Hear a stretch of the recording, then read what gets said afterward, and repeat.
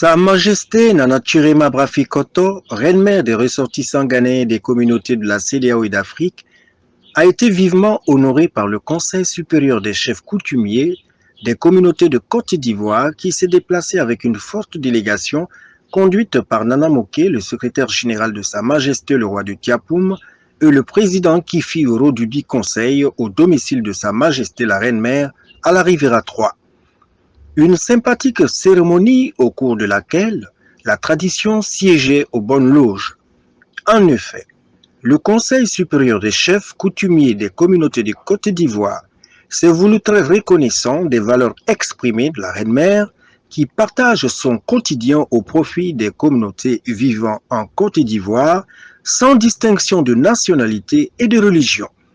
Ce qui a été perçu à leur niveau comme un symbole d'amour et d'obéissance à une grande sagesse dont les valeurs culturelles et traditionnelles doivent être enseignées à la génération actuelle et à venir pour leur inculquer celles léguées par nos origines ancestrales, lesquelles répondent au mieux par référence à notre propre identité par définition.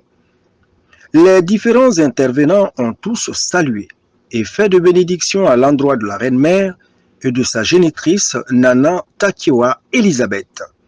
Un tableau d'honneur de reconnaissance a été décerné à la reine-mère par le Conseil supérieur des chefs pour matérialiser l'objet principal de leur visite.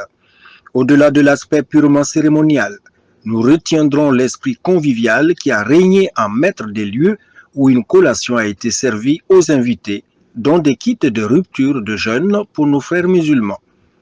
Pour la circonstance, la reine-mère était bien entourée de chefs, de reines-mères et de collaborateurs.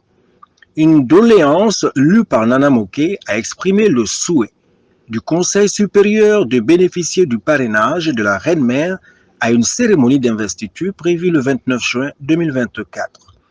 La reine-mère, par la voix de son porte-parole, a fait savoir que son accord de principe sera fonction de son programme déjà établi par le calendrier du Festival national de l'Afrique prévu en cette même période.